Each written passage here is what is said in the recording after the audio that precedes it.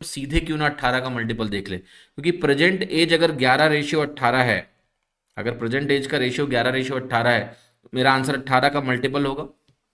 ये बात ठीक है, 18 का मल्टीपल होगा। लेकिन देखो इसमें क्या होता है ना कि बेटा देखो, ये पूरी बात इस बात पे डिपेंडेंट है कि जब हम 5 यूनिट को 25 के बराबर कर रहे हैं तो 1 यूनिट 5 के बराबर आ रहा है, यानी परफेक्ट इंटीजर आ रहा है।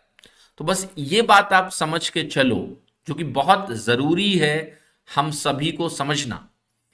ठीक है कि भाई लेटेस्ट से मैं इसी सवाल को अगर कुछ इस तरह से आपको दिखाना चाहूं, ठीक है, कि यहां पर जो वैल्यू आपको 6:13 दी है, मान लिया ये वैल्यू 5:12 होती, ध्यान से देखो 5:12 होती, ठीक, तो अंतर यहां 6 और 6 का बनता। क्या ये 25 के बराबर होता 6 यूनिट? क्या 1 यूनिट 25/6 के बराबर हो जाता? तो 18 यूनिट देखो उस समय किसके बराबर है?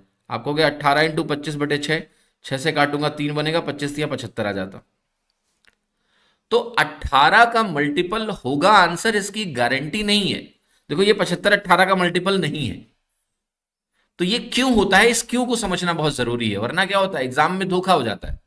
आंख बंद करके अप्रोच लोग लगाते रहते हैं। जैसे मैं आपको लिखूं 16/64 ऐसे लिखूं, अब मान लिया कोई बच्चा है जो इस 6 को काट के बोल दे कि 1/4 है, उत्तर तो मैच कर रहा है, बहुत अच्छी बात है। मैं कहूं ये देखो 19/95 सॉल्व करो, वो इस 9 और 9 को काट के बोल दे 1/5 है, दोनों बार सही आ गया, उसको लगेगा कि बिल्कुल मैं जबरदस्त मेथड यूज कर रहा हूं, ये तो नया मेथड निकाल लिया मैंने डिवीजन का। फिर क्या होगा एग्जाम में कुछ ऐसा आ गया 17/74, फिर वो क्या करेगा 7 से 7 काट के 1/4 करेगा, गलत हो जाएगा। समझ रहे हो कि नहीं?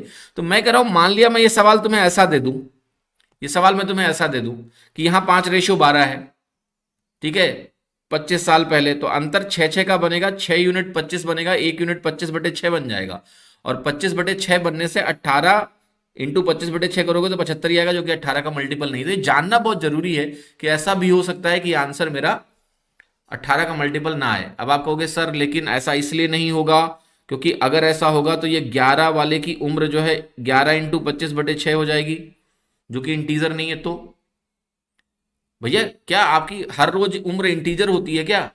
नहीं भाई।